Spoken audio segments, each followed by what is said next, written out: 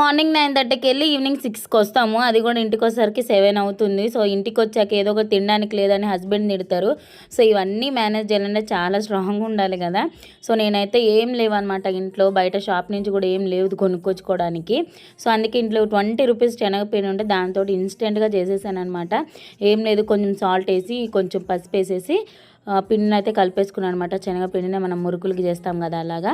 So ఇంకా మురుకులు దాంతో అయితే ఒత్తేసాను. ఇంకా మా మానస్కి అయితే స్టార్స్ది కావాలన్నాడని మళ్ళీ స్టార్స్ది ఒకటి చేశాను అనమాట. కొంచెమే పిండి అనమాట, ఒక్క వాయి అంటే వాయి వచ్చింది.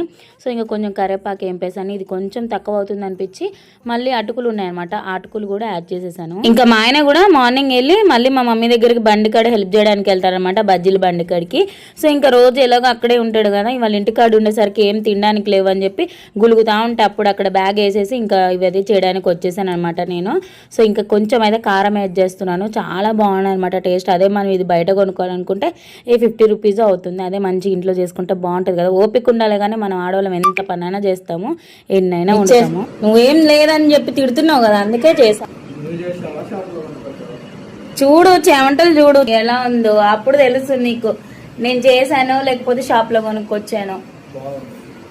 నా పొయ్యి కౌంటర్ చూడిపోయి ఎంత దరిద్రంగా అయిపోయిందో. టేస్ట్ ఎలా ఉంది? సో అది తిని మా హస్బెండ్ అయితే happy. Thank you for watching.